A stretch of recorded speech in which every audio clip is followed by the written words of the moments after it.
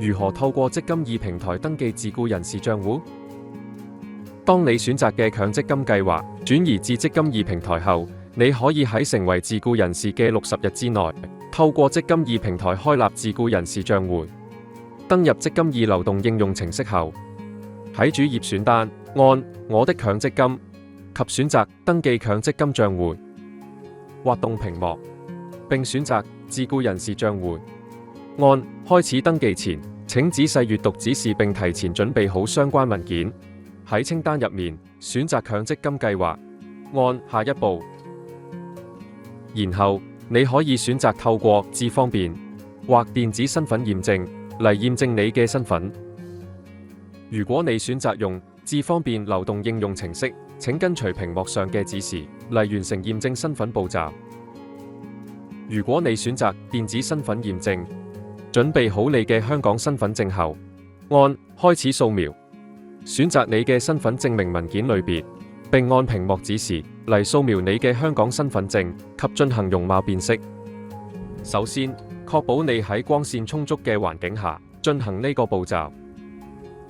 將你嘅身份證平放喺白色背景內，將手機放喺身份證正上方，水平拍攝，調整角度，令到身份證貼合屏幕上嘅白色框線，保持唔喐，直到4條框線變成綠色。然後，你手機嘅閃光燈將會自動打開。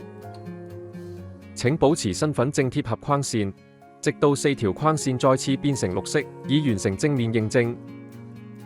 下一步，垂直手機並舉到你嘅視線水平，以進行容貌辨識。確保手機鏡頭可以完整影到你嘅樣，然後根據指示對鏡頭眨眼嚟驗證。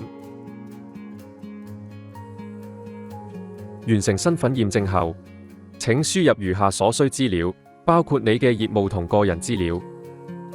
輸入你嘅電郵地址同手機號碼後，按驗證以接收一次性密碼並進行驗證。輸入你收到嘅驗證碼。輸入你嘅投資選擇。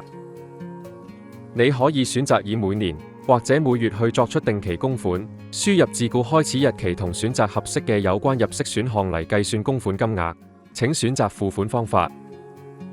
假如你選擇直接付款授權，設定以直接扣賬為你嘅預設付款方法。喺成功生效後，積金易平台就會自動於供款日前安排付款，你無需進行額外操作。根據你嘅業務同供款選擇，上載手機屏幕所顯示嘅所需文件，核對及確認你提供嘅資料，並按提交。細閱條款及細則，按接受，你就可以成功提交你嘅登記申請。登記完成後，有關結果將會透過電郵或者短信向你發出。希望本影片對你有幫助。準備好發掘更多積金易平台嘅功能未？立即瀏覽積金易網站 www.empf.org.hk， 了解更多。